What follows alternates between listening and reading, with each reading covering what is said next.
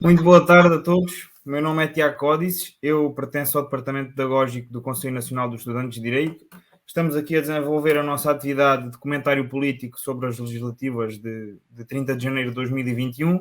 Comigo tenho o Dr. Luís Marques Mendes, é Conselheiro de Estado desde 2016, ex-líder do PSD, comentador político e advogado. Doutor, muito boa tarde, é um prazer estar Boa aqui na tarde. sua presença. Obrigado. Muito obrigado. Desde já quero também agradecer a todos os que nos estão a acompanhar lá em casa e sem mais demoras gostaria de me dirigir aqui ao Dr. Marcos Mendes e fazer-lhe a seguinte questão. Portanto, as nossas eleições legislativas colocaram-se aqui num ponto em que ninguém esperava, houve aqui uma viragem política resultante de uma crise e, portanto, a primeira pergunta que eu gostava de colocar é, relativamente ao panorama atual, em que temos os dois grandes partidos de Portugal, o Partido Socialista e o Partido Social Democrata, vemos aqui vários planos. Possivelmente uma reinvenção da geringonça, um bloco central, talvez um acordo entre PS e PSD, ou até mesmo um acordo à direita, no caso dos votos do CDS-PP serem suficientes. Doutor, o que é que lhe parece perante este cenário que nós temos? Qual será o cenário mais possível para dia 30? Muito bem. Tiago, em primeiro lugar, quero agradecer o seu convite e quero felicitar a vossa plataforma, o Conselho Nacional dos Estudantes de Direito, por esta iniciativa. É uma iniciativa muito útil. Cidadania, explicação, informação e pedagogia. Posto isto, relativamente à sua questão, quais são os modelos de governo que podem surgir depois do dia 30? Eu começaria ao contrário, se me permite, para ser mais fácil, para as pessoas compreenderem. Há três tipos de governo que eu acho que não vão sair das próximas eleições. Três. Quais são? Do meu ponto de vista, não vai haver um governo de maioria absoluta de um só partido. Ou seja, um governo de maioria absoluta, como, por exemplo, Cavaco Silva teve nos anos 80 e 90, ou como José Sócrates teve já neste século. Eu acho que é muito difícil haver uma maioria absoluta, sozinha, seja do PS, seja do PSD.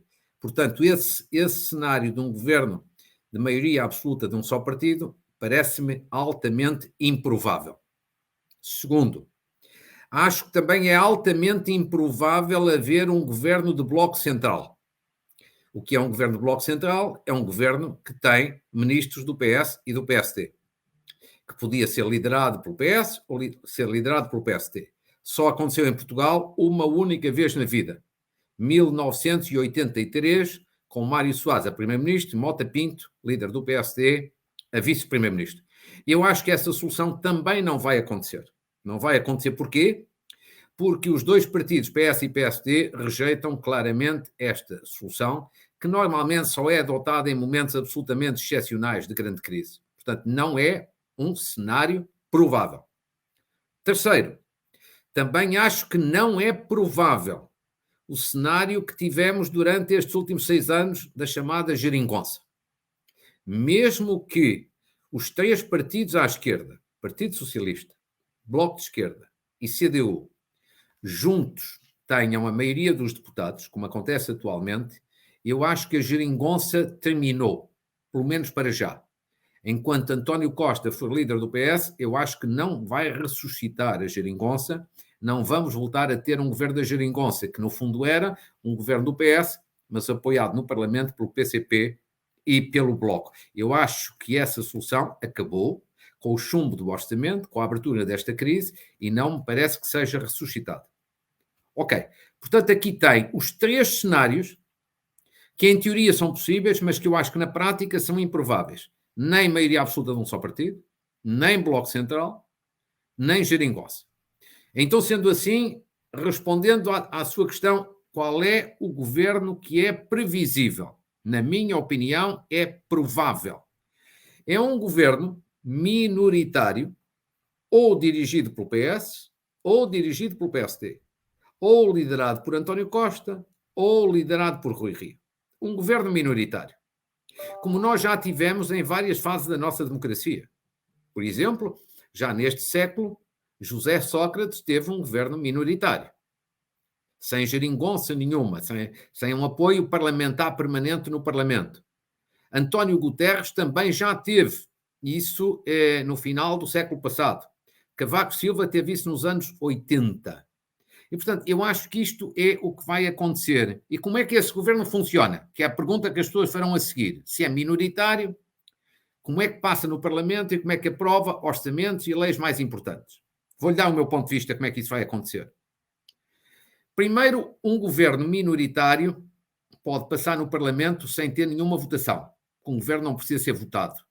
Portanto, admita que António Costa é eleito Primeiro-Ministro ou que Rui Rio é eleito Primeiro-Ministro, o governo, na minha opinião, passa no Parlamento.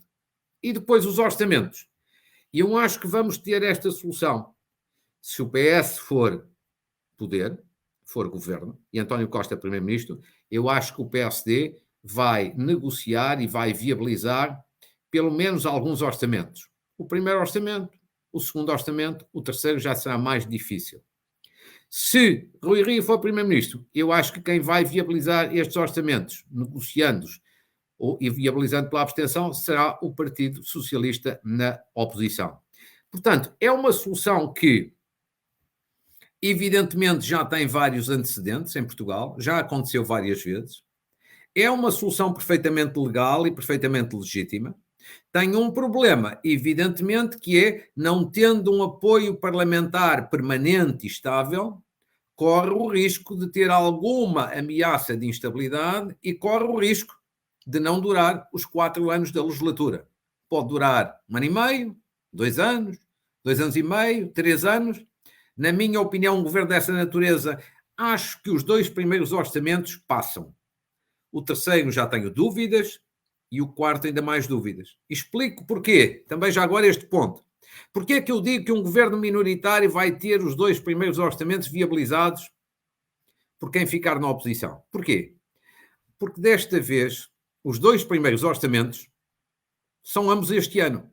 Isto pode fazer uma certa confusão para as pessoas, mas eu explico. Este governo que sair destas eleições, liderado pelo PS ou pelo PSD, vai ter logo que aprovar, 3 meses depois, o Orçamento de Estado para 2022, para o ano que já está em curso, para substituir aquele que não existiu, que foi chumbado. Ora, a seguir às eleições, é impossível chumbar logo um primeiro orçamento. Segundo, o segundo orçamento para 2023 é poucos meses a seguir. É logo em novembro, dentro dos calendários normais. Portanto, quem tiver que negociar orçamentos ou viabilizar orçamentos, são ambos este ano, e eu julgo que ninguém vai querer repetir eleições este ano depois de ter acabado de ter eleições. Numa palavra, resumindo e concluindo, solução mais provável, um governo do PS ou do PSD. Segundo, um governo minoritário. Terceiro, um governo que tem alguns riscos de instabilidade no Parlamento, que provavelmente vai ter 2 orçamentos aprovados, dúvidas quanto ao terceiro, dúvidas quanto ao quarto. Agora falta saber aquilo que, isso eu já não sei responder. Quem é que vai liderar esse governo? É Rui Rio ou é António Costa? Essa resposta só os portugueses podem dar no dia 30 à noite, votando. Será sempre um governo a prazo e que nunca garante uma estabilidade que se precisa. Um governo minoritário é um governo sempre a prazo. É um governo sempre a prazo. Não é por acaso que em Portugal só houve um governo minoritário que chegou ao fim do seu mandato, que cumpriu 4 anos. Foi o governo de António Guterres, entre 1995 e 1999. Só esse. Porque um governo minoritário de Cavaco Silva, em 1985, durou 1 ano e meio. Teve 2 orçamentos aprovados, tal como eu agora estou a admitir para o futuro, mas houve uma crise ao fim de 1 ano e meio. Durou 1 ano e meio. O governo minoritário, digamos assim, o último que tivemos, José Sócrates, que foi o segundo José Sócrates, também durou basicamente 1 ano e meio. Caiu em 2011. Começou em 2009, acabou em 2011 com o chamado PEC 4. Só o governo de António Guterres mesmo é que durou 4 anos, mas na minha opinião, porque é que durou 4 anos? Por uma circunstância excepcional, que eu acho que não é fácil repetir, que tem sido muito falada nos últimos tempos, é que Marcelo Rebelo de Sousa era, na altura, o líder do PSD, e esse governo estava a governar antecedendo a entrada de Portugal na moeda única, no euro. Era muito importante garantir a estabilidade política, por razões internacionais, E Marcelo Rebelo de Sousa, como toda a gente se recorda, tomou a decisão, polémica dentro do partido, mas na minha opinião positiva para o país, tomou a decisão de dizer, olha, eu mesmo que não concordo com os orçamentos, eu viabilizo-os, eu abstenho, eu deixo passar para evitar crises políticas. Por isso é que o governo de António Guterres foi o único minoritário que chegou até ao fim. A regra é que um governo minoritário é um governo a prazo, como você diz, e bem, e é por isso que eu acho que o próximo governo minoritário, que em princípio sai destas eleições, o mais provável é que siga esta regra, é de ser um governo a prazo. Falta saber é qual é o prazo.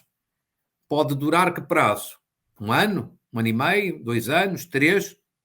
Eu inclino-me que pelo menos 2 anos irá durar, a partir daí é mais difícil. Muito bem, doutor. Mas agora, já agora, neste sentido, portanto, o PS e o PSD apelam ao voto útil, portanto, ao voto de um lado ou do outro, portanto, haver aqui um bipartidarismo.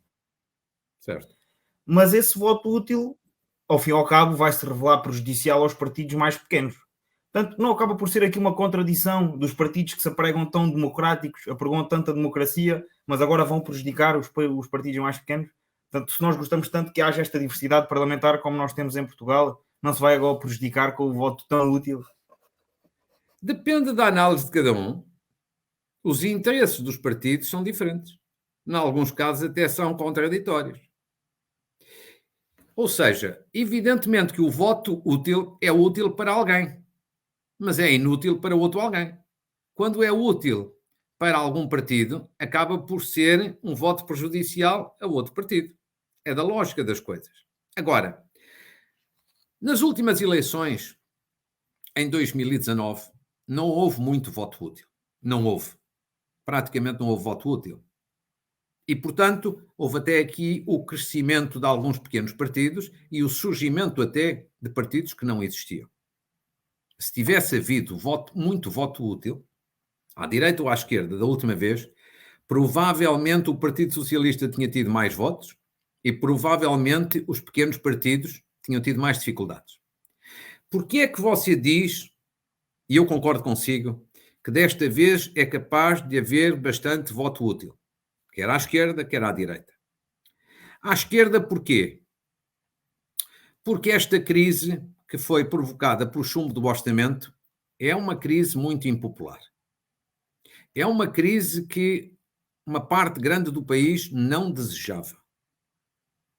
E, portanto, é normal que os partidos que provocaram esta crise, porque chumbaram o orçamento, ou seja, o PCP e o Bloco de Esquerda, é natural que sejam penalizados por abrir uma crise que uma parte grande do país e mesmo uma parte grande dos seus eleitores não compreendeu.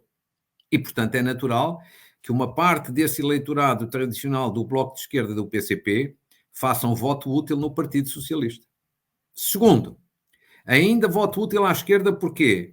Porque António Costa está a dramatizar, entre aspas, estas eleições dizendo que quer uma maioria absoluta. E que a maioria absoluta é a única forma de garantir estabilidade. E, portanto, ele próprio está a fazer um apelo ao voto útil.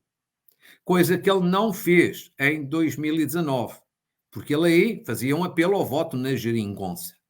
E, portanto, é natural que haja um conjunto de eleitores que têm preocupação com a ideia de estabilidade e que vão dar o voto útil ao Partido Socialista. E depois à direita. À direita, o voto útil, na minha opinião, também vai existir. Só não sei em que quantidade. Porquê? Porque, evidentemente, que para substituir António Costa só há um primeiro-ministro alternativo. Chama-se Rui Rio. Quer dizer, o líder do PSD é o único que é primeiro-ministro alternativo. Fosse Rui Rio, fosse outra pessoa, neste caso é Rui Rio que está em funções. O que significa que, para muitos setores, digamos assim, de direita, ou de centro-direita, ou de centro, que não querem António Costa no poder, que querem mudar de primeiro-ministro, obviamente que até podem ter outros partidos, mas o voto útil, obviamente que só Rui Rio pode chegar a primeiro-ministro. Agora, você diz, o voto útil prejudica os pequenos partidos? Claro que sim, mas toda a vida foi. E toda a vida será assim.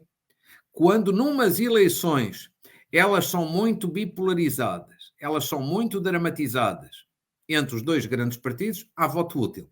Quando elas não são, não há voto útil. Agora, deixe-me só acrescentar este ponto. Quando as eleições decorrem de uma crise política como é esta, é sempre impossível fugir à dinâmica do voto útil. Porquê? Porque só a ideia de provocar uma crise já é, de um modo geral, uma ideia impopular. E quem provoca uma crise, de um modo geral, é penalizado. Eu nunca vi eleição nenhuma em que haja uma crise e não saia alguém penalizado.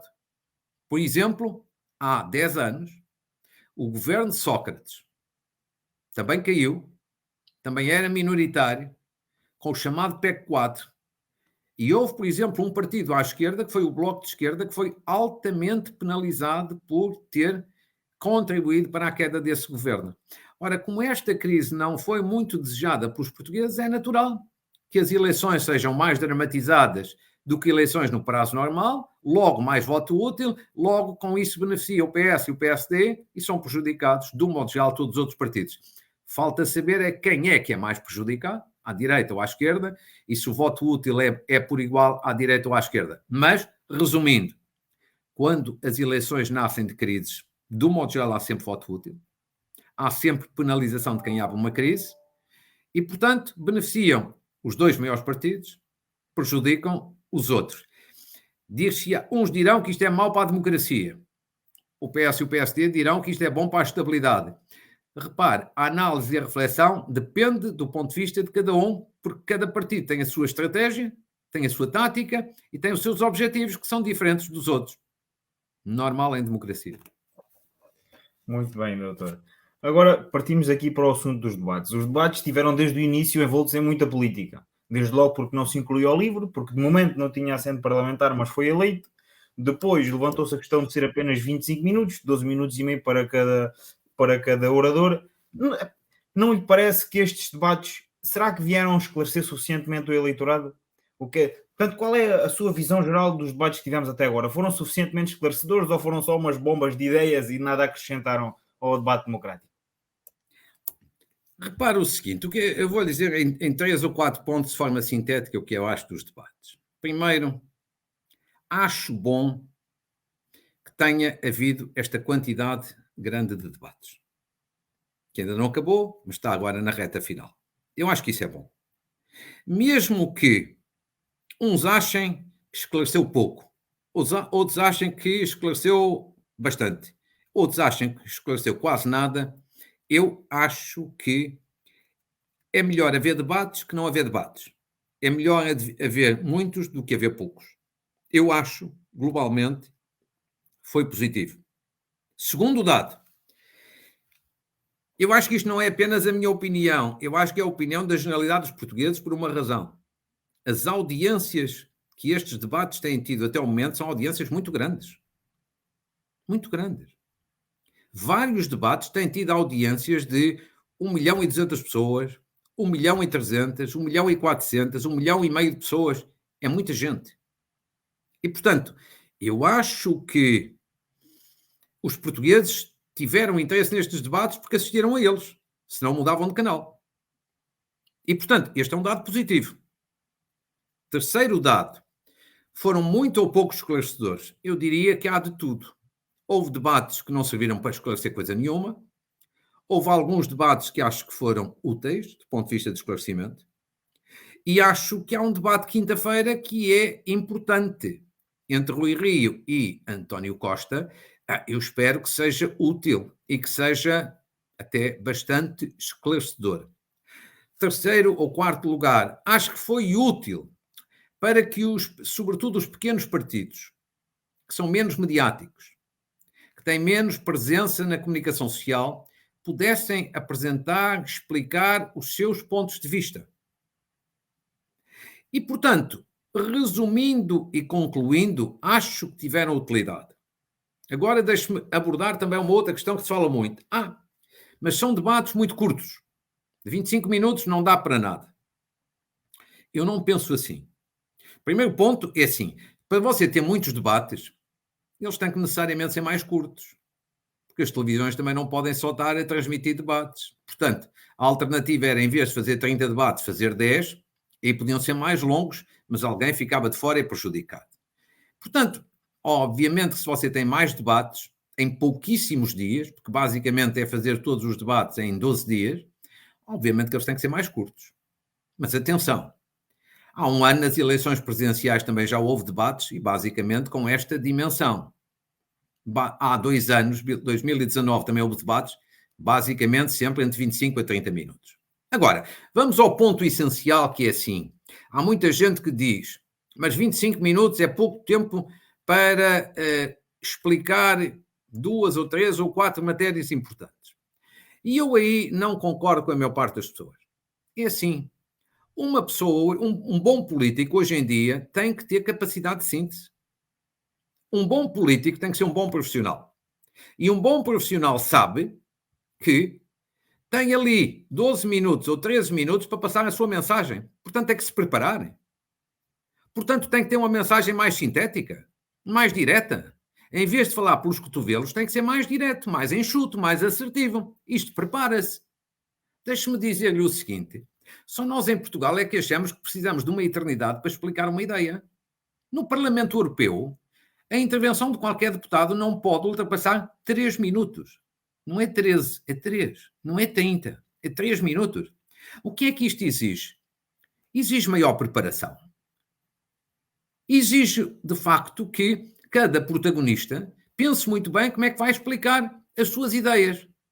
E, de resto, há muitos, muitos anos, houve um presidente norte-americano, isto já há quase um século, que dizia esta coisa muito simples: se eu tiver que fazer um discurso de 1 hora, eu nem preciso de o preparar, porque 1 hora dá tempo para tudo, até para dizer asneiras. Mas dizia ele, mas se eu tiver que fazer um discurso de 10 minutos, eu levo 1 hora a prepará-lo. Como quem diz, tudo o que é sintético exige maior preparação. E, portanto, aqueles que não aproveitaram bem esse tempo, significa que não são bons profissionais e que não prepararam devidamente os debates. Aqueles que passaram a sua mensagem são aqueles que foram mais profissionais e passaram melhor a sua mensagem. Aqui tem a minha opinião sobre os debates. Antes haver que não haver. E agora a pergunta que se coloca, doutor: quem foi a grande surpresa e quem está a perder eleitorado com estes resultados até agora dos debates?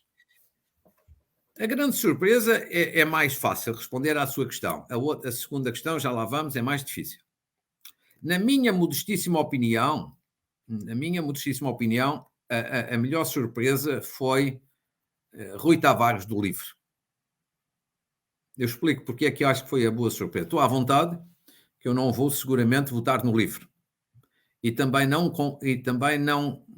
concordo com uma parte grande ou as principais propostas do LIVRE. Mas acho que Rui Tavares teve 2 ou 3 méritos que é muito importante, sobretudo para quem não anda muito na vida política ativa, como é o caso dele. Ele mostrou uma grande preparação política e intelectual.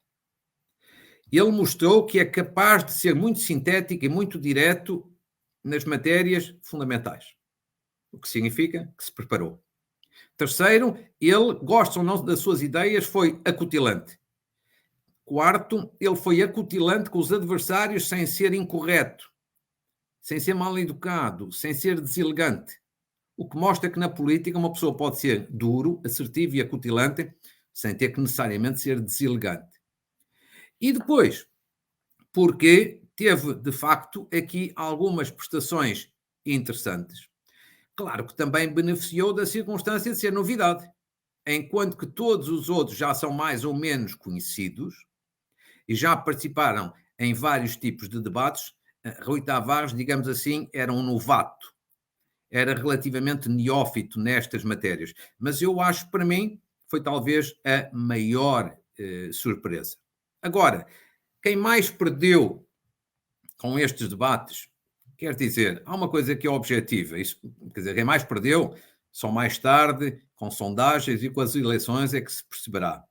Há um partido que, para já, evidentemente, perdeu porque participou em pouquíssimos debates por escolha própria e no único em que participou não esteve muito bem, que foi o PCP.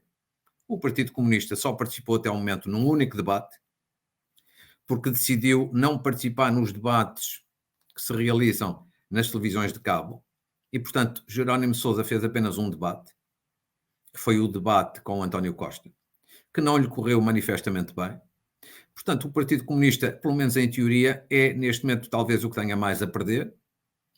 Infelizmente, Jerónimo de Sousa não vai poder participar no último debate que tinha aqui amanhã, com Rui Rio, por causa do problema de saúde que foi hoje anunciado.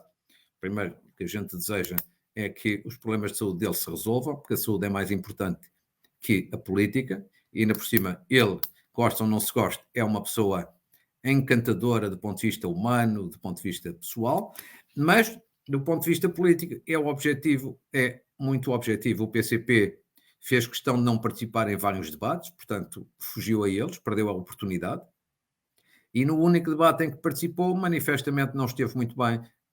Relativamente aos outros, eu acho que temos que esperar mais tarde o veredicto e o julgamento dos eleitores.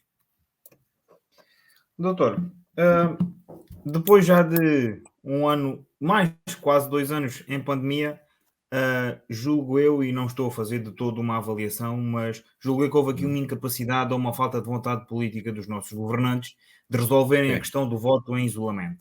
Doutor, Claro. já se podia ter feito alguma coisa, devia, e feito o quê? É assim, a legislação que nós temos hoje não nos permite, portanto, votar quando as pessoas estão impostas por isolamento obrigatório.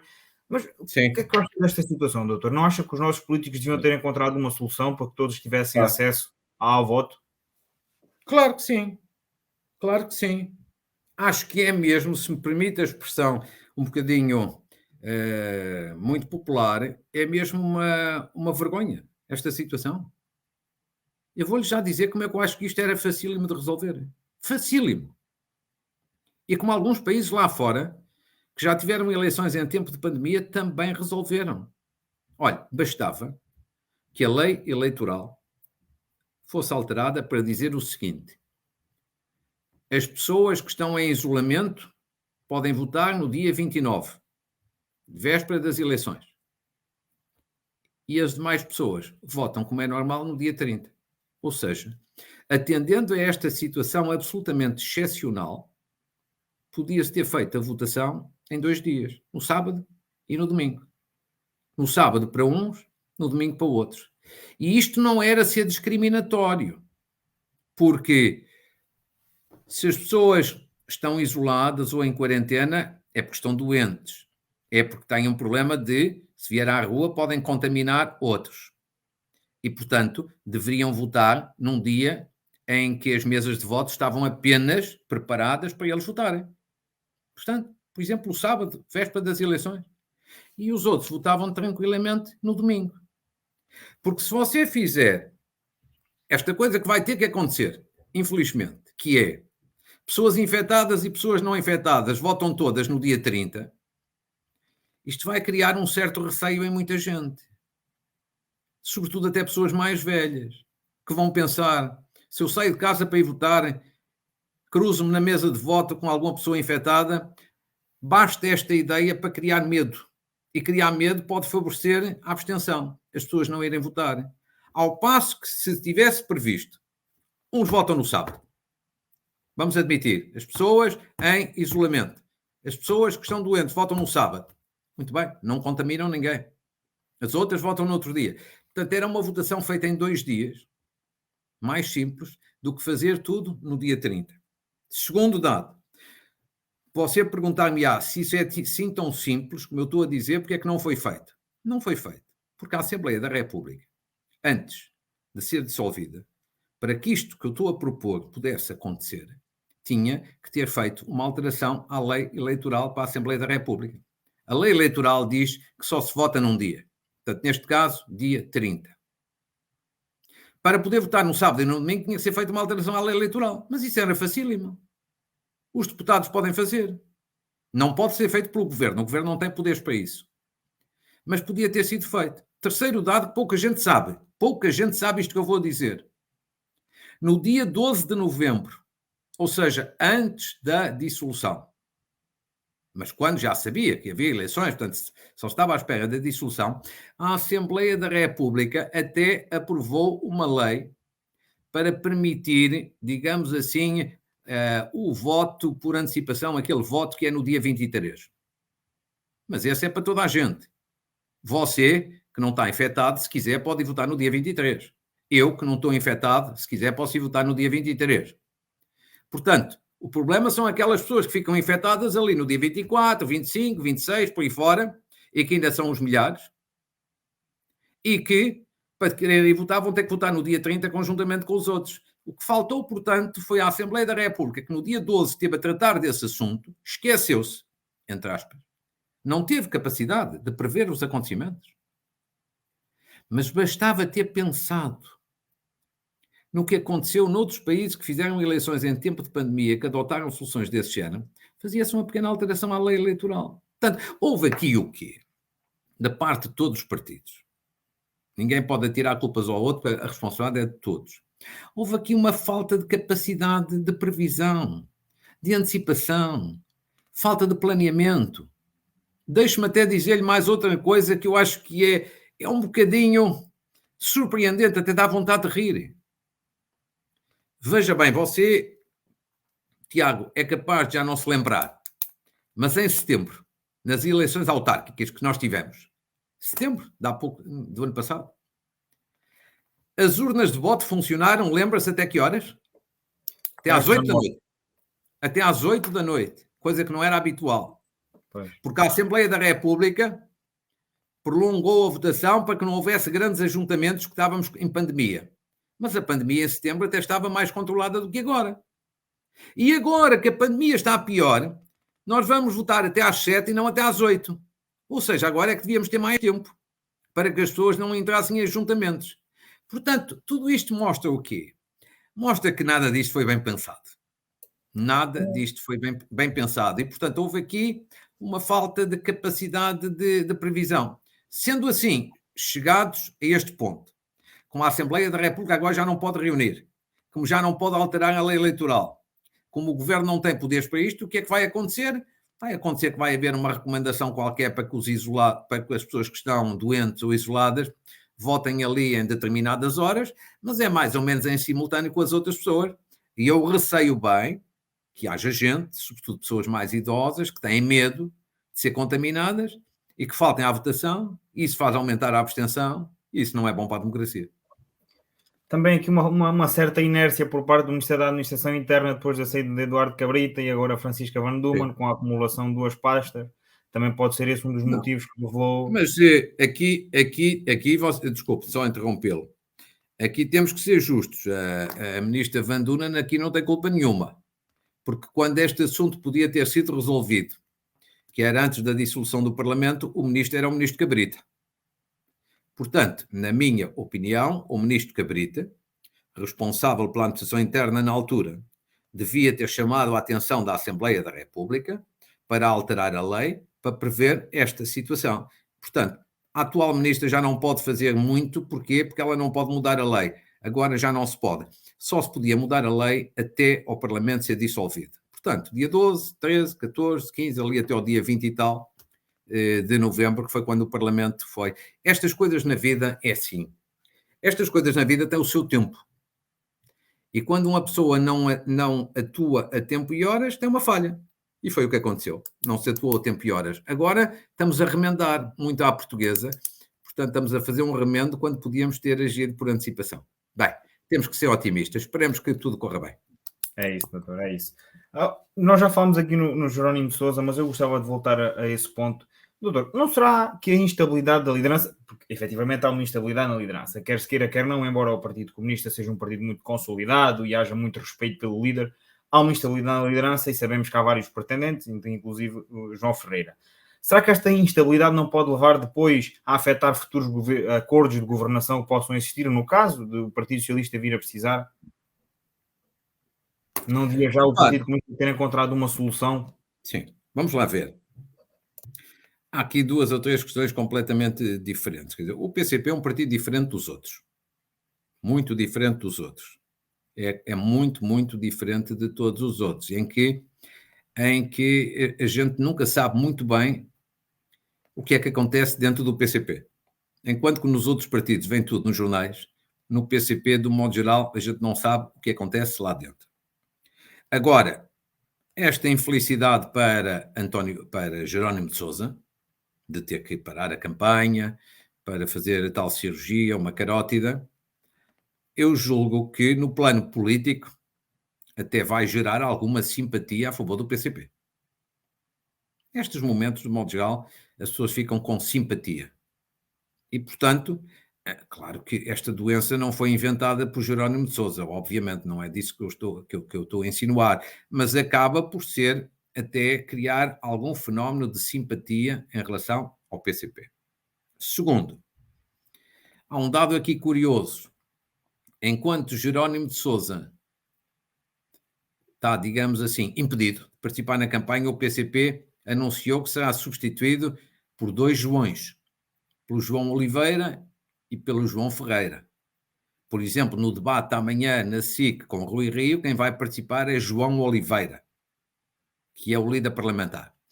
Eu acho que isto aqui tem um sinal político mais importante do que se pensa. Não foi por acaso. É que eu acho que se fosse indicado apenas um para substituir Jerónimo de Sousa, as pessoas iam interpretar que esse um ia ser o futuro líder do PCP, ia ser o sucessor de de Jerónimo de Sousa. No momento em que o PCP indicou 2 pessoas para substituírem, chamemos-lhe assim, interinamente Jerónimo de Sousa, significa que é um bocadinho distrair as atenções, como quem diz, pode ser um dos 2 líder ou até pode ser um terceiro. E, finalmente, eu acho que o PCP é um partido estável. O PCP é um partido, de modo geral, estável. Agora, não tenho grandes dúvidas que nos próximos tempos, nos próximos anos, o PCP não vai querer alinhar em mais solução nenhuma de geringonça. O PCP abriu as portas em 2015 para a geringonça, é verdade. Liquidou a geringonça agora com o chumbo do orçamento. O chumbo do orçamento foi um pretexto. O PCP, se quisesse, passava aquele orçamento. Não quis passar porque o PCP, como foi muito, muito penalizado nas eleições autárquicas, e já tinha sido também bastante penalizado nas autárquicas anteriores, o PCP fez uma análise interna e chegou à conclusão de que a geringonça lhe estava a ser desfavorável, que lhe estava a tirar votos, e portanto quis cortar com a geringonça. Ora, quem quis cortar com a geringonça em novembro não vai querer ressuscitá-la agora nos próximos meses. Portanto, o PCP vai seguir com Jerónimo de Sousa na liderança, ou com outro líder, porque acho que isto que aconteceu agora com Jerónimo de Sousa vai fazer apressar, acho eu, apressar a mudança de liderança, mas a estratégia política eu acho que não vai mudar muito. O PCP nos próximos tempos não vai querer voltar a uma ideia de geringonça, vai querer voltar mais a ser uma oposição aguerrida, a ser uma oposição combativa, a fazer mais, digamos assim, a oposição na rua, através da CGTP, do que propriamente com negociações com o governo. Portanto, há aqui no PCP uma mudança de estratégia e eu acho que vai haver daqui a uns meses uma mudança de liderança. Pode ter sido também essa mudança de estratégia que aconteceu com o Bloco de Esquerda, também agora de fazer aqui uma posição de força e também de se manter firme. E será que isso lhe vai permitir manter o eleitorado ou à semelhança do que aconteceu com o PCP perder também alguns votos derivados da posição que tomaram, de chumbo do orçamento? Tiago, eu acho que o Bloco de Esquerda vai perder mais votos do que o PCP. Eu acho que o Bloco vai ser mais penalizado no próximo dia 30, mais do que o PCP. Corre o risco de deixar de ser a terceira força política? Corre algum risco, corre algum risco. E mesmo que consiga, vai ser de forma muito renhida.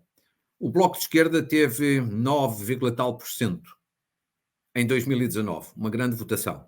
Tem 19 deputados atualmente. Eu acho que vai ter uma queda grande. Ali para metade, ou cerca de metade, ou até ligeiramente mais do que metade. E porquê? Por esta razão muito simples, que de resto as sondagens todas antecipam. Todas as sondagens prevêem esta queda grande. E porquê? Os eleitores do Bloco de Esquerda, na minha opinião, foram aqueles que menos perceberam o chumbo do orçamento. os eleitores do Bloco de Esquerda eram aqueles que mais gostavam de manter a geringonça. E, portanto, não queriam chumbo do orçamento. E, portanto, não queriam crise política. E, portanto, são eleitores que não acham propriamente muito bem que um partido como o Bloco de Esquerda tivesse estado aliado com os chamados partidos de direita para derrubar um governo de esquerda. E, portanto, eu acho que vão penalizar o Bloco de Esquerda. Tal como já aconteceu em 2011, quando foi o PEC 4. E o Bloco de Esquerda ajudou a derrubar o governo de Sócrates. O Bloco de Esquerda levou uma fortíssima penalização nas urnas. Recordo que até na altura Francisco Louçã, que era o líder do Bloco de Esquerda, teve de abandonar a liderança do partido. Portanto, eu acho que o Bloco vai ser, à esquerda, mais penalizado que o PCP. Também tem mais a perder, porque neste momento tem um estatuto mais alto, tem mais votos e tem mais deputados.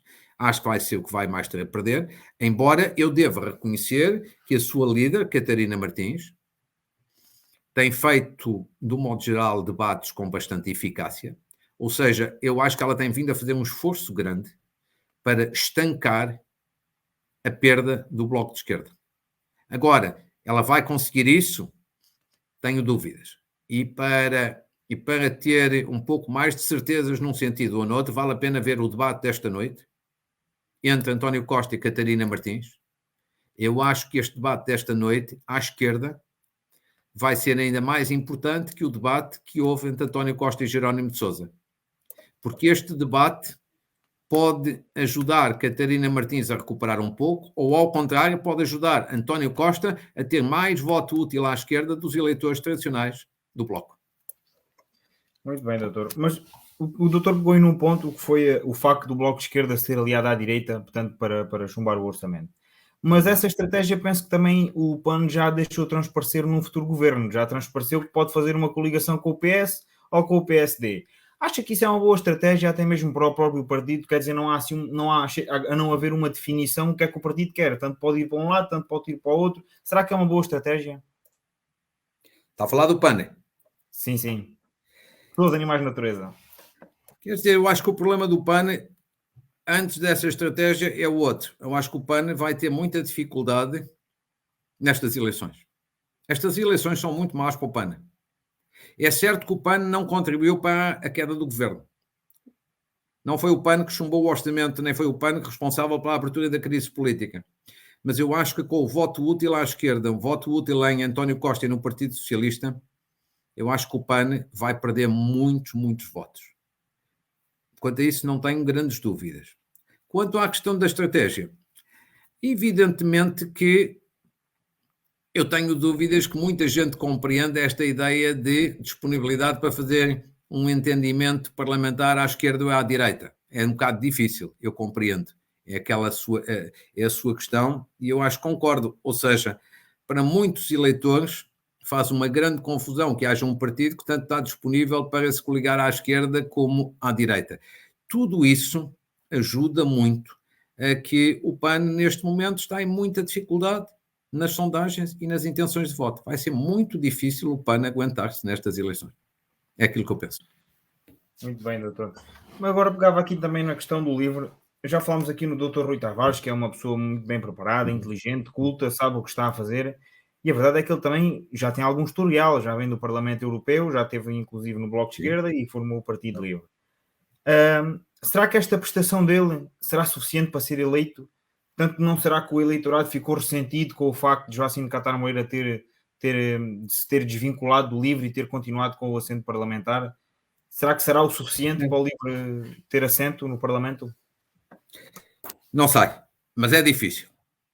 Quer dizer, eu diria o seguinte: se as pessoas escolhessem apenas em função da qualidade, da preparação, da experiência política e dos debates, se os critérios de decisão dos eleitores fossem estes, eu acho que Rui Tavares estava eleito. E devo dizer, já o disse, que acho que um Parlamento como o português, plural, até precisava de um deputado com a qualidade intelectual, cultural e política de Rui Tavares. Agora, eu acho que esta eleição é uma eleição difícil para partidos pequenos como o LIVRE, por causa do voto útil. vamos sempre bater à questão, Tiago, que você colocava há vários minutos atrás. O voto útil à esquerda vai prejudicar o LIVRE, vai prejudicar o PAN, vai prejudicar o Bloco e vai prejudicar o PCP. Todos vão ser prejudicados. Ou seja, estas eleições não são eleições fáceis para os partidos mais pequenos, nem à esquerda nem à direita. Vai haver um grande reforço da votação no PS e no PSD. Não sei depois quem é que fica em primeiro ou em segundo, os portugueses decidirão. Mas não tenho uma dúvida que vai haver um reforço da votação nos partidos do centro, PS e PSD, e vai haver um abaixamento de votação nos partidos dos extremos. Ou seja, Rui Tavares, respondendo à sua questão, tem a seu favor os debates e a qualidade que manifestou nos debates. Tem contra si o facto de haver uma grande bipolarização entre PS e PSD e, portanto, o voto útil. Ou seja, um eleitor de um partido pequeno, mais pequeno à esquerda, neste momento pensem muito deles em votar em António Costa, porquê? Olha, porque António Costa até tinha um orçamento que muitas dessas pessoas acham que era um bom orçamento. E, portanto, não devia ter chumbado. Porque estamos em pandemia, em crise económica, não devia ter havido crise. E porque, por isso mesmo, é preciso reforçar o PS no poder. Tudo isto significa que são pessoas que vão prescindir um bocadinho das suas convicções partidárias para dar um voto útil a António Costa, que é um voto útil a António Costa, é dizer, talvez ele seja a oportunidade para termos aqui uma solução mais estável. E, portanto, pequenos partidos ficam afetados. À direita, a mesma coisa. Porque muita gente da área do centro e da direita que diz, já estamos fartos de António Costa. Já está lá há 6 anos. Falhou, desiludiu, prometeu e não cumpriu. Várias dessas coisas que todos nós ouvimos. Obviamente que até podem ser votantes tradicionais de outros partidos, mas dizem, mas eu para tirar António de Costa lá, só se for elegendo Rui Rio primeiro-ministro.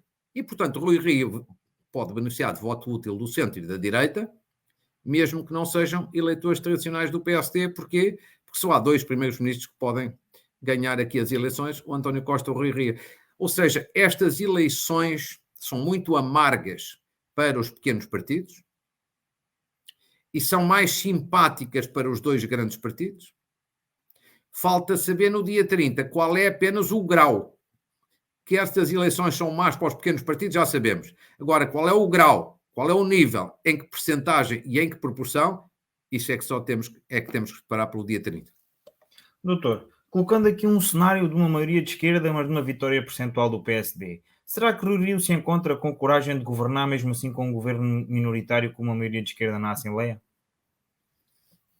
Claro que sim. Claro que sim. Isso não é a primeira vez em Portugal que aconteceu. Eu queria lhe recordar que em 1985, eu sei que você ainda não era nascido, pois não? Não, de todo. Nem Pois, planeado. claro. Certo. Mas o que você não imagina é que eu já estava no governo nessa altura.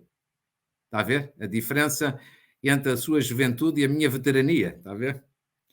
Mas só para recordar aqui, em 1985, Cavaco Silva, líder do PSD, não é Cavaco Silva, Presidente da República. Cavaco Silva, quando foi Primeiro-Ministro, 1985, a primeira vez que chegou ao poder, sabe que votação é que ele teve? 29% apenas. Quer dizer, toda a esquerda era maioritária no Parlamento. O que é que era a esquerda na altura? PS, PRD, que era um partido que na altura existia, depois acabou, e PCP. E, portanto, Cavaco Silva nem com o CDS fazia sequer maioria, nem de longe nem de perto. E formou um governo minoritário. E uma grande parte dos portugueses até gostou imenso desse governo minoritário.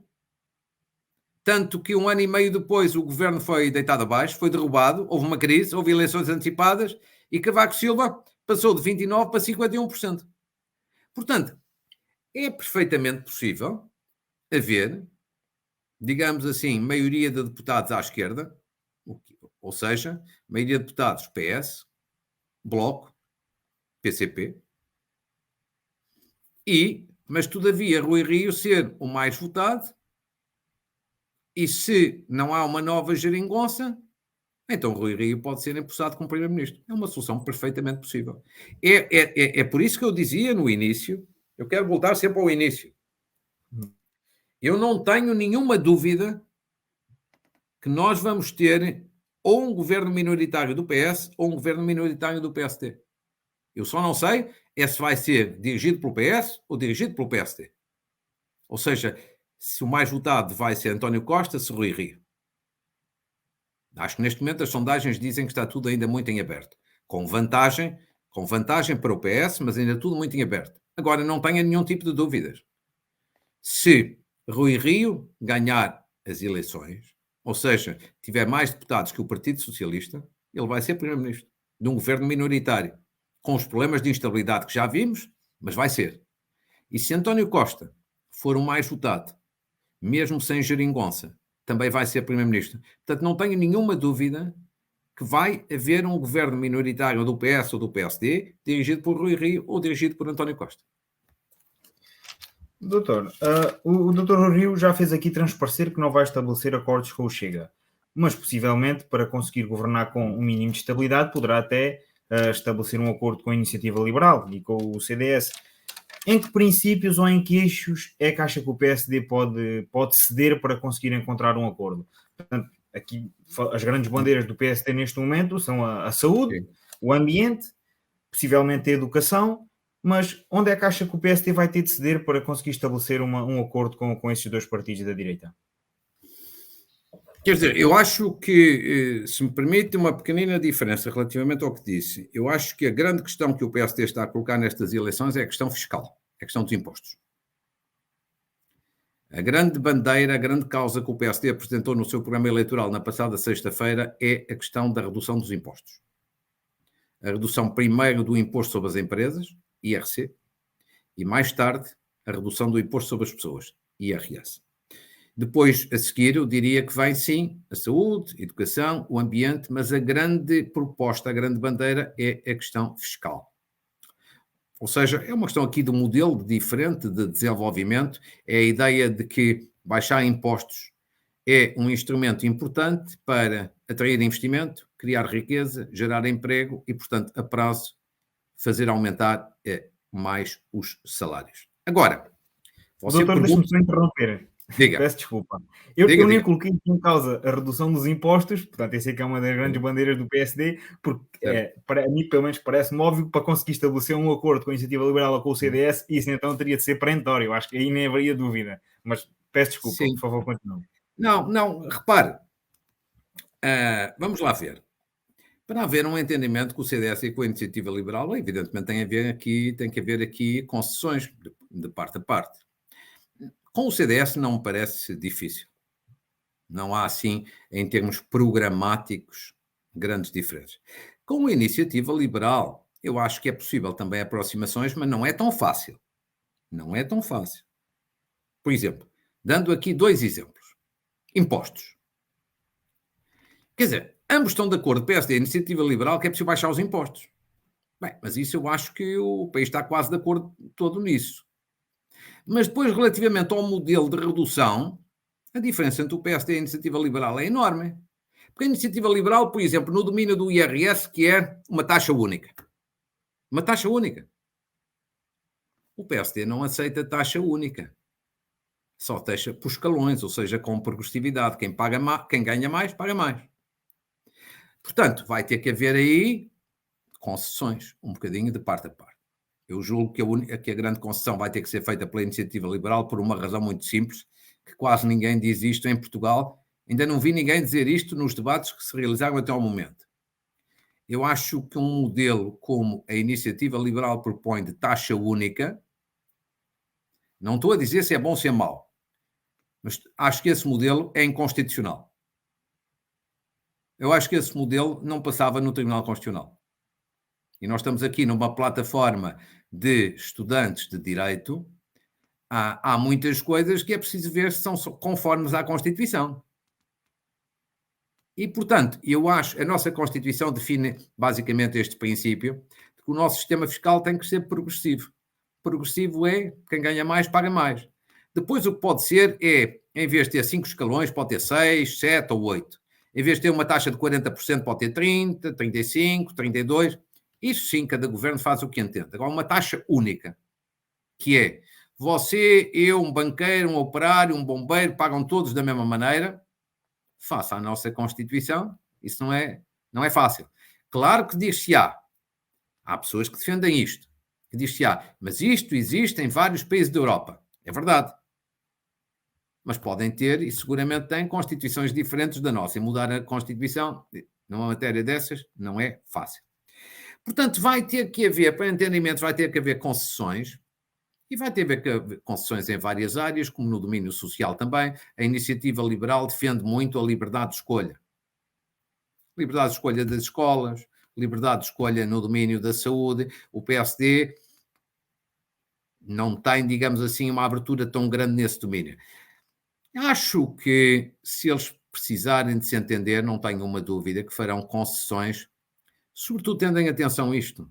Obviamente que, a seguir às eleições, tem que haver um governo.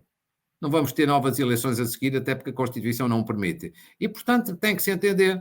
E, evidentemente, no meio disto tudo não falámos disso, mas o Presidente da República tem uma palavra aqui, e tem um papel importante aqui, e seguramente que o Presidente da República, a seguir às eleições, há a dizer ao país e aos partidos, meus senhores, acabou a campanha eleitoral, agora os senhores vão ter que se sentar à mesa e vão ter que se entender, porque o país tem que entrar em estabilidade.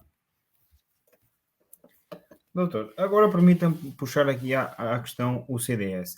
Não considera que o CDS está demasiado preso em questões ideológicas, tanto levando até a afastar os partidos com quem tinha grandes convergências? Portanto, será que o eleitorado se está a dividir entre o Chega e a Iniciativa Liberal? Ainda é possível ser liberal na economia e conservador nos costumes, nos tempos que atravessamos? Possível é. Tudo é possível na vida, menos a morte. É possível. Agora, é verdade, o CDS está a ter um tipo de atitude e comportamento político diferente do habitual, porque o CDS é manifesto que está em dificuldades sérias. Basta olhar para as sondagens, basta olhar para as divisões internas grandes que existem entre muitas figuras dentro do CDS e, portanto, eu acho que Francisco Rodrigues Santos está a fazer uma campanha mais ideológica do que é habitual no CDS, mais virada para pequenos nichos de mercado. Mas, enfim, eu acho que ele está a fazer os possíveis e os impossíveis para sobreviver. E devo dizer que acho, analiticamente, tentando ser isento e imparcial, eu acho que ele tem feito um esforço grande nos debates. Tem feito um esforço, digamos assim, para não deixar que o CDS morra nestas eleições.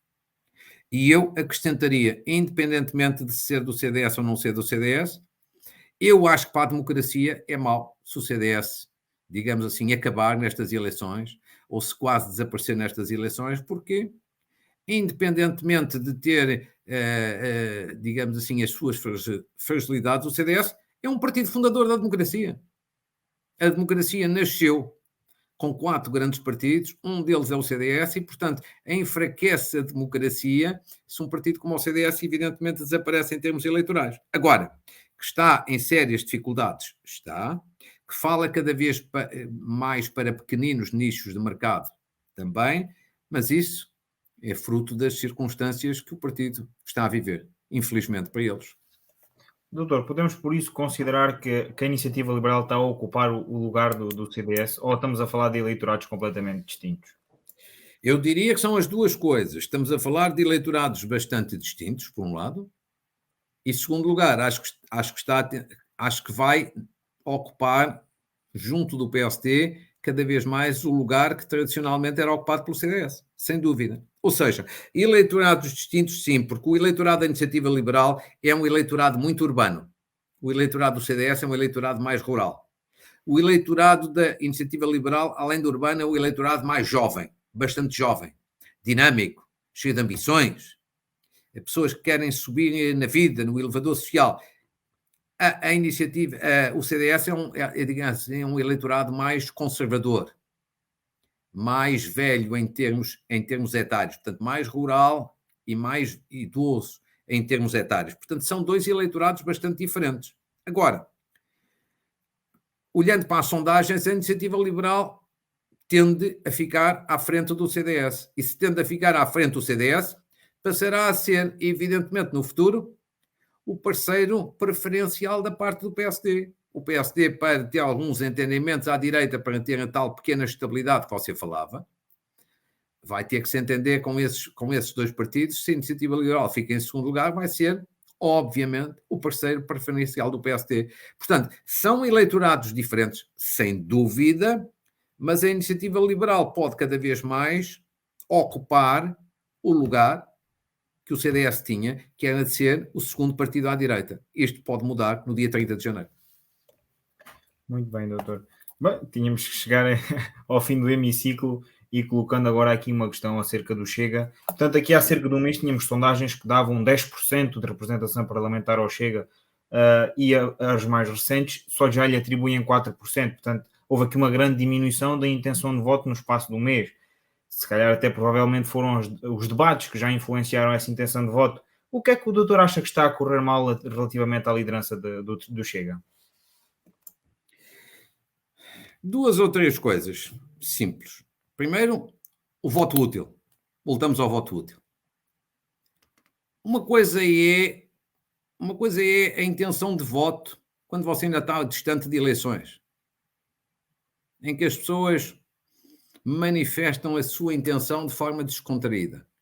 À medida que se aproximam as eleições, as pessoas já estão, digamos assim, mais conscientes do voto que vão ter, e aí funciona o voto útil.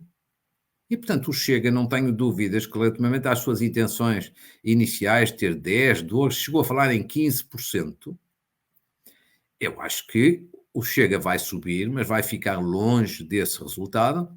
Primeira razão, voto útil. Voto útil aonde? No PSD e em Rui Rio.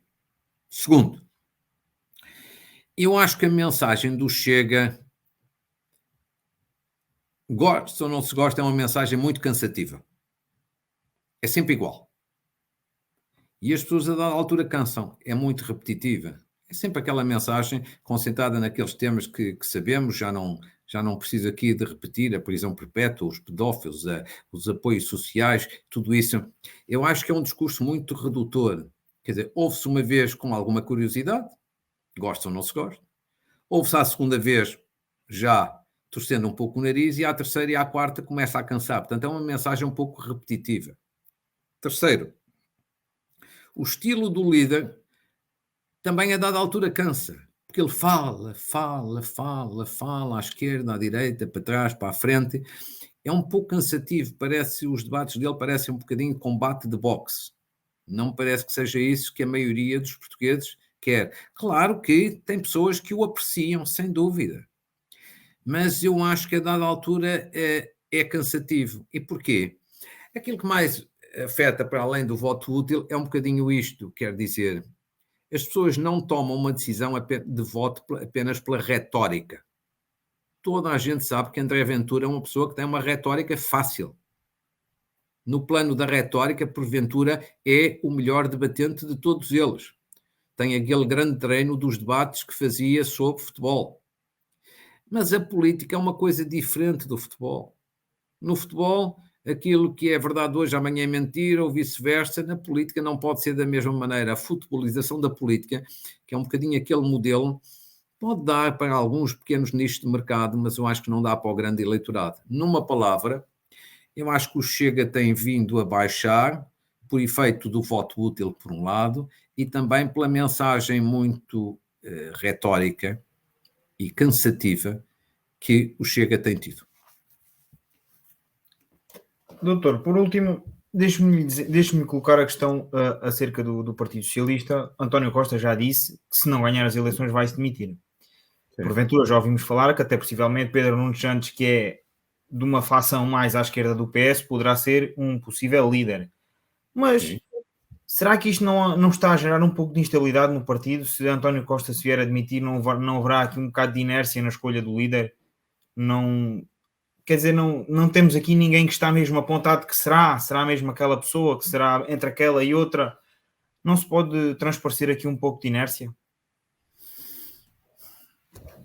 Inércia não. Como é que ficará o partido se António Costa sair? Coloquemos antes. Vou explicar. Assim. O partido vai ficar em sérias dificuldades, mas eu acho que não se aplica a palavra inércia.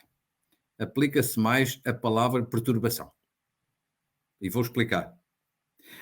António Costa, se perder as eleições, evidentemente tem que se demitir. É uma verdade lá para a Alice.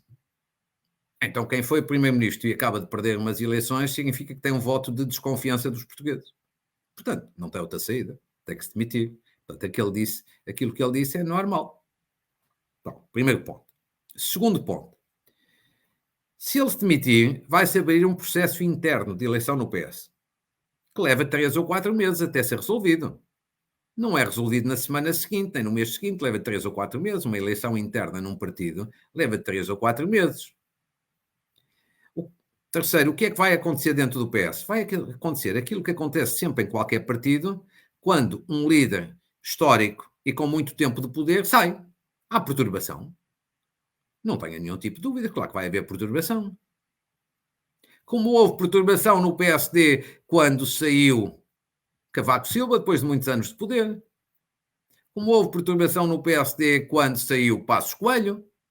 Quer dizer, quando um líder que está no poder sai, vai-se embora, se demite, há sempre perturbação. Porque, além do mais, significa o quê? É um partido que está no poder e passa para a oposição. É um partido que tem um conjunto de mordomias por estar no poder e deixa de ter porque passa para a oposição. É normal. E, portanto, eu acho que não vai haver fator inércia nenhum, vai haver um fator perturbação. O Partido Socialista lá vai ter que escolher um líder. Daquilo que eu conheço do Partido Socialista, estou convencido que esse líder vai ser Pedro Nuno Santos. É o que está mais bem posicionado e que tem mais apoios internos para chegar à liderança. Mas, evidentemente, que isso vai dar barulhinho dentro do PS. Mas, evidentemente, que isso vai dar perturbação dentro do PS. Perturbação porque é a mudança de líder, perturbação porque é a passagem do poder para a oposição. Isso não tem nenhum tipo de dúvidas. E por isso é que eu acho que, se esse cenário acontecer, se António Costa perder as eleições, se demitir, se abrir um processo eleitoral dentro do PS, durante uns tempos largos, o PS não vai pensar em derrubar o governo de Rui Rio. Porquê? Porque precisa de tempo para se reorganizar internamente. É sempre assim. É sempre assim, quando num grande partido muda o líder e quando passa do poder à oposição. É sempre, sempre, sempre assim. A passagem do poder à oposição e a mudança de um líder, digamos assim, histórico, que tem muitos anos de liderança e de poder, gera normalmente o quê? Polémica, controvérsia, perturbação. É isto o que vai acontecer. Por isso é que, ao contrário de alguns, eu digo, se o Partido Socialista perder as eleições, António Costa se demitir, o PS tem que abrir um processo interno eleitoral para escolher um novo líder, é evidente que durante meses o Partido Socialista está virado para dentro e não para fora.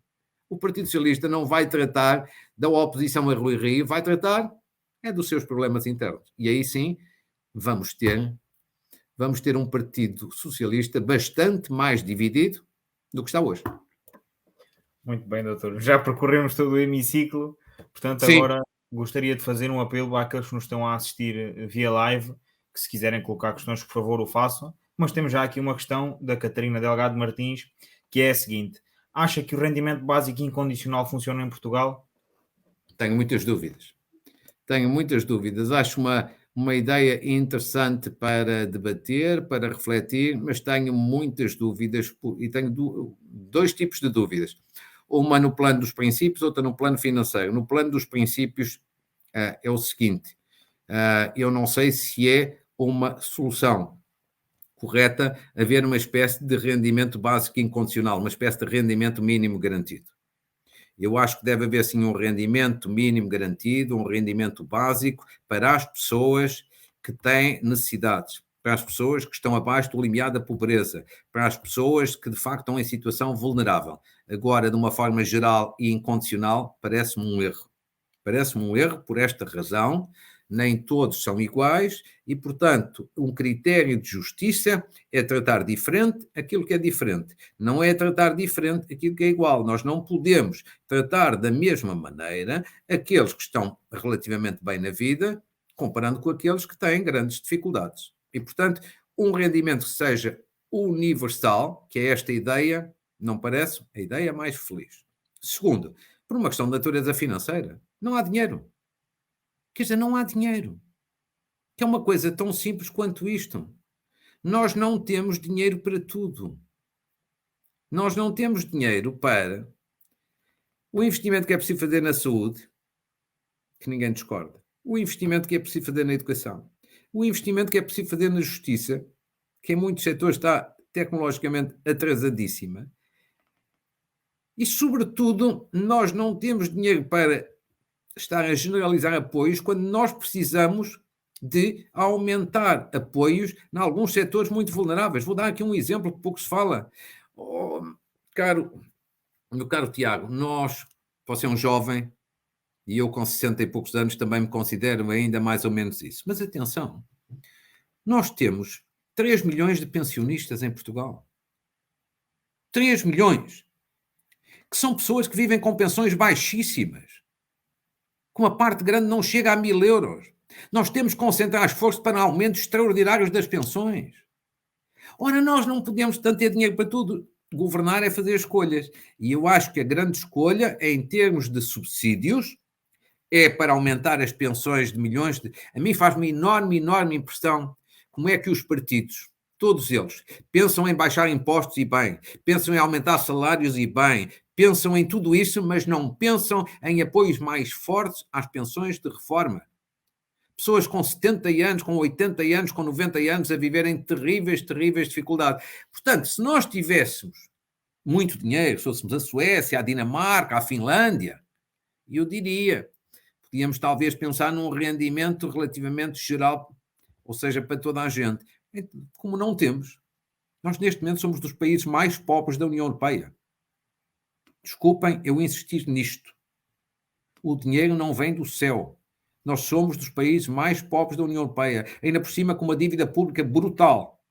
Portanto, nós temos que concentrar os nossos recursos fazendo escolhas. E eu acho que as escolhas são as pessoas que estão abaixo do limiar da pobreza, os pensionistas, e depois uma outra escolha fundamental que é assim, temos ao mesmo tempo, sobretudo, que encontrar soluções para melhorar os salários, porque senão os nossos jovens que têm grande qualidade saem das universidades e dos politécnicos com grande qualidade e migram. Em vez de ficarem cá fora, vão para outros países, porque têm péssimos salários cá dentro. Eu acho que estas, para mim, são as grandes prioridades.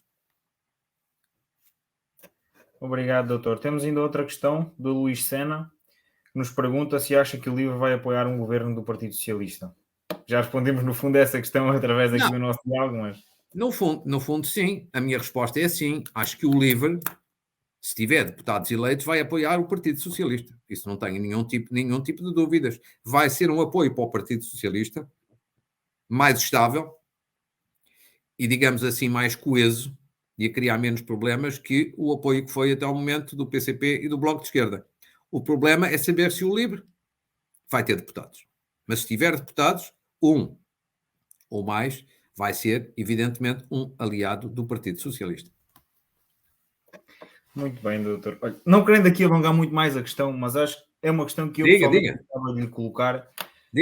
Uma das propostas do Partido Social Democrata no seu programa é uma reforma do sistema eleitoral, nomeadamente passar de 230 deputados para 215. Sim.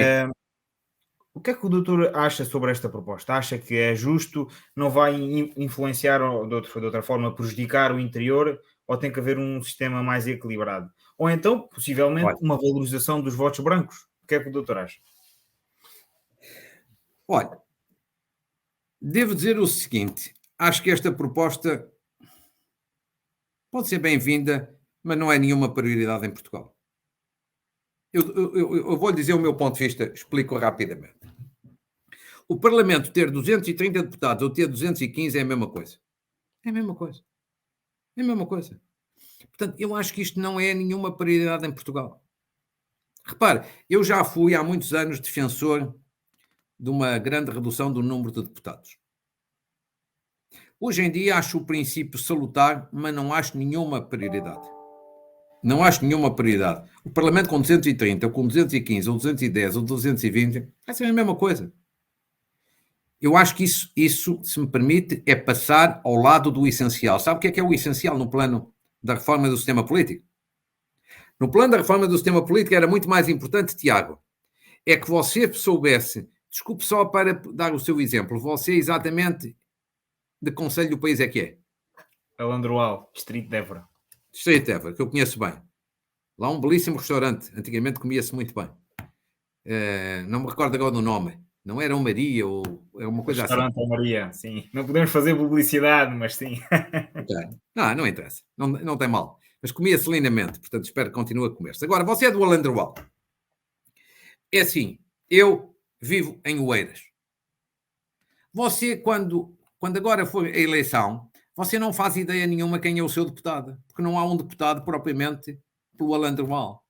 Como aqui em Oeiras, não sei quem é o meu deputado. Ou seja, os deputados são eleitos por distritos, que são círculos eleitorais muito grandes, e, do modo geral, ninguém sabe quem são os deputados que estão a ser eleitos. E isso é mau. É mau porquê? Porque um deputado, como representa um círculo muito grande e ninguém o conhece, acaba por não fazer trabalho político em favor da população que o elegeu. A preocupação do deputado é agradar ao partido que o escolheu e não aos eleitores que votaram nele. Os eleitores nem sabem quem é. Se você não sabe quem é o seu deputado, nem eu sei quem é o meu deputado, obviamente que a democracia perde. Eu não posso prestar conta, não posso exigir responsabilidades a ninguém. Ora, eu acho que o que era muito mais importante do que reduzir o número de deputados era ter círculos uninominais em Portugal, compensados depois com um círculo nacional. O que é círculos uninominais? É você votar num deputado como hoje em dia vota num Presidente da Câmara.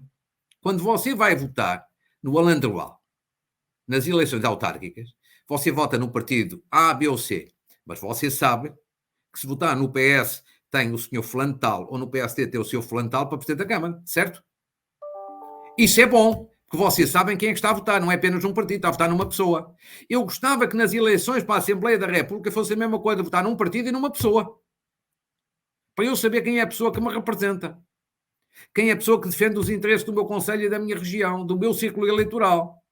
E obrigar os deputados a fazer não apenas trabalho no Parlamento, mas junto de cada uma das pessoas. Esta é que é a reforma que era importante e desta ninguém fala. Agora, quer dizer, você reduz o número de deputados em 15. O que é que mudou? O que é que mudou assim de significativo? Para mim, o importante é a reforma do sistema eleitoral para criar ciclos uninominais, para que eu possa votar num partido, mas também possa votar numa pessoa, e que eu possa escolher a pessoa com mais qualidade, com mais mérito e com mais competência. Agora, neste sistema eleitoral, em que ninguém sabe, só se conhecem meia dúzia de deputados, os mais mediáticos, a maior parte não se conhece, o que é que acontece? Os chefes partidários, de todos os partidos, metem lá para o caldeirão das listas, muitos que são bons e que têm qualidade, mas também muitos que nunca deviam sentar-se na Assembleia da República e, portanto, pagam o justo pelo pecador porque a qualidade baixa. Ou seja, a minha opinião é esta: a redução do número de deputados, podendo ser, em teoria, um bom princípio, não é, na minha opinião, a prioridade. A prioridade, de facto, era reformar o sistema eleitoral para que eu possa votar num partido e numa pessoa, para que eu possa saber quem é o meu deputado, a quem eu posso obrigar a prestar contas, exigir responsabilidades, ou seja, é a política com personalização, com gosto e com responsabilidade. Muito bem, doutor. Obrigado. Vamos então à pergunta do Diogo Oliveira.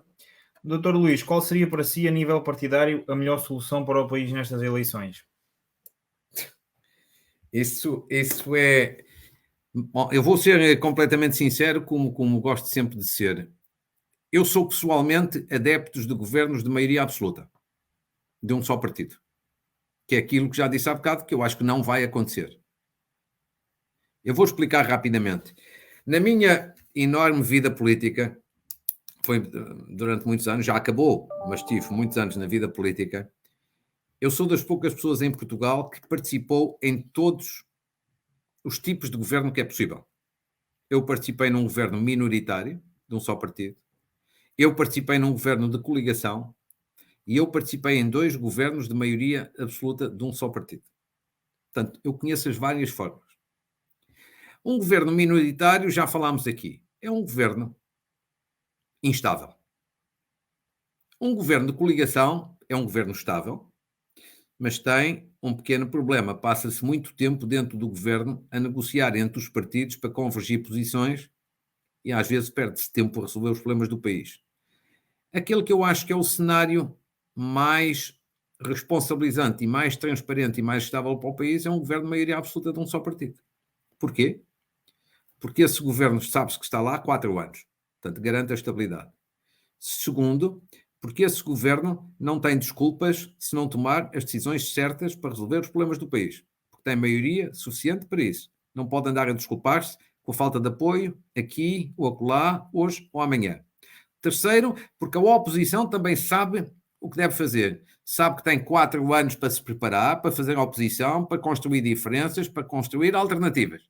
E, portanto, é bom para a democracia, porque garante estabilidade, garante uma boa oposição e, ao fim de 4 anos, se o governo governou bem, é reeleito. Se o governo governou mal, não tem desculpas, que a culpa é deste ou a culpa é dele, e é corrido. Eu, pessoalmente, sou o maior adepto desta solução. Mas, evidentemente, já há bocado antecipei, não me parece que esta solução seja viável em Portugal desta vez, porque ter uma maioria absoluta de um só partido exige uma grande concentração de votos, só se consegue aí com 42%, 43%, e isso não me parece que esteja desta vez ao alcance de ninguém. Temos agora o Pedro Vera, que nos pergunta se o doutor acha que o PSD conseguiria atrair mais eleitorado de outros partidos se à frente do partido estivesse o doutor Paulo Rangel. É difícil, não sei sinceramente responder a essa questão. Quer dizer, é muito difícil, cada um de nós pode estar aqui com o seu palpite, mas é um mero palpite, quer dizer, acho que Rui Rio e Paulo Rangel foram 2 bons candidatos à liderança do PSD. Eu já o disse publicamente, acho que Paulo Rangel é das pessoas com mais qualidade política e intelectual que existe dentro do PSD, mas é um bocadinho difícil dizer qual dos dois conseguiria um melhor resultado para o PSD nesta eleição. Há sondagens que diziam que seria Rui Rio, mas se Paulo Rangel fosse eleito, não sei se as sondagens não mudariam. Ou seja, esta questão, não sei sinceramente a responder. É uma questão muito de palpite, é muito subjetivo. Não tenho dados objetivos que me permitam dizer qual dos dois é que garantiria melhor resultado. Não sei. Muito bem, doutor, obrigado. Passamos então à próxima pergunta, que vinha a propósito da minha sobre as reformas eleitorais. Nos pergunta o Henrique Vasconcelos Lopes se a existência de círculos uninominais não excluiria os pequenos partidos da Assembleia da República. Muito boa esta pergunta. Não quer dizer que as anteriores não tenham sido também todas são boas. Mas esta pergunta é muito, muito, muito, muito pertinente. Parabéns. E assim, a resposta é não. A existência de círculos uninominais não exclui os pequenos partidos? Não. Porque o modelo que eu defendo não é só de círculos uninominais. Por isso é que eu disse círculos uninominais compensados com um círculo nacional. O que é que isto significa? O modelo que eu defendo é o modelo alemão. Se haver apenas círculos uninominais é um modelo inglês, que eu acho que é péssimo. Eu acho que é injusto. Na prática só elege 2 grandes partidos, o Partido Conservador e o Partido Trabalhista. Os pequenos partidos em Inglaterra ficam, do modo geral, normalmente fora do Parlamento. Isto é muito injusto. Mas o sistema alemão, e que é um sistema que vigora também em vários outros partidos da Europa, é um sistema misto. O que é misto? Há uma parte de círculos uninominais e depois há um círculo nacional. Ou seja, no círculo uninominal, por exemplo, sei lá, o círculo correspondente, sei lá, ao Conselho do Eiras, eu voto no meu deputado. E depois tenho um outro voto em que voto no meu partido. É uma espécie de voto mais local e um voto mais nacional. E desta maneira, os pequenos partidos que podem ter mais dificuldade nos ciclos uninominais são compensados depois no ciclo nacional. Por isso é que na Alemanha, que há o modelo que eu defendo, repare que neste momento há 3 partidos no poder. Não há uma bipolarização como na Inglaterra, com 2 partidos. Não. Há a CDU, de centro-direita. Há o SPD, de centro-esquerda. Há os verdes. Há os liberais. Há a extrema-direita. Ou seja, estão todos no Parlamento. Estão todos no Parlamento. Os maiores e os mais pequenos. E este é o modelo que eu defendo. Só que se for a Alemanha, cada pessoa sabe quem é o seu deputado. Vota-se num deputado e vota-se num partido. Chama-se este sistema misto. É um misto de círculos uninominais e misto de círculo nacional. No primeiro escolhe-se uma pessoa, no segundo escolhe-se um partido. E é desta forma que eu acho que se conseguem várias coisas ao mesmo tempo. Consegue-se desta forma uma pessoa saber qual é o deputado a quem pede contas. O deputado sabe que se não fizer trabalho político junto dos seus eleitores é corrido, da próxima vez e, portanto, sente-se muito mais responsável. E os líderes políticos, quando escolhem os candidatos a deputados, sabem que têm que escolher bem. Têm que escolher pessoas conhecidas, competentes, credíveis, com prestígio, com mérito, com qualidade, porque se não tiverem estes ingredientes, não são eleitos. Porque nos círculos uninominais vota-se muito mais na pessoa do que se vota no partido. Ou seja, é um modelo semelhante àquele que nós temos nas nossas autarquias locais. Sabe-se, quando se vota num Presidente da Câmara, qual é a pessoa em quem se está a votar, é uma espécie de ciclo uninominal, e sabe-se que numa Assembleia Municipal se escolhe mais em função dos partidos, porque há o sistema de representação proporcional. Acho que este era o melhor modelo, e, portanto, respondendo à questão muito pertinente do Henrique, a existência de círculos uninominais não excluiria os pequenos partidos, não, de todo, de modo algum, como se vê no exemplo que dei da Alemanha e de outros países. Muito obrigado, doutor. Passamos então, por último, à pergunta da Rita Mariz Esteves, que nos pergunta qual, na sua opinião, sobre a proposta do Bloco de Esquerda de uma nova lei sobre o arrendamento com os tetos máximos. Em matéria de arrendamento, esta é uma questão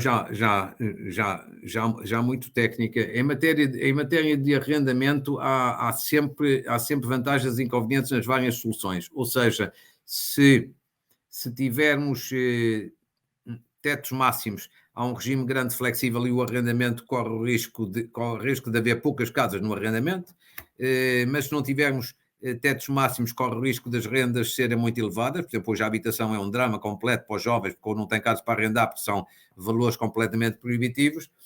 Eu devo dizer que, para mim, as prioridades neste domínio são colocar mais casas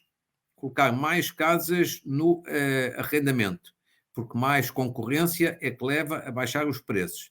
E acho que uma boa solução que neste momento o Governo adotou, que está a começar, que é chamada arrendamento, investimento para arrendamento com rendas acessíveis, que é no fundo um conjunto de investimentos que já estão a ser feitos no país para construir casas que têm, digamos assim, rendas 20% mais baixo do que aquilo que é tradicional na região. E como é que isto se faz? Quando os investidores têm bons incentivos fiscais para fazer este investimento e do lado do inquilino, e muitas vezes que são jovens, as rendas baixam, digamos assim, 20%. Este é um regime que já está em vigor e eu acho que este regime é um regime que eu acho que vai dar frutos. Porquê? Porque, de facto, há uma coisa que é verdade. Tal como está, o sistema é injustíssimo. Não é injusto, é muito, muito, muito injusto, porque, de facto, hoje, um jovem ou um jovem casal tem uma dificuldade louca de ter uma casa com uma renda acessível. Muito bem, doutor. Chegados ao fim, já esclarecemos todas as questões dos nossos participantes. Ok. Resta-me, por último, agradecer a sua presença. Permita-me a honestidade da presença deste amigo do Conselho Nacional de Estudantes de Direito, que respondeu sempre à chamada quando nós solicitamos e, por isso, é merecedor da nossa atenção e do nosso cuidado. Doutor Marcos Mendes, muito obrigado. Caro Tiago, obrigadíssimo também. Deixe-me só despedir. Então, despeço-me de si, despeço-me de todo o auditório.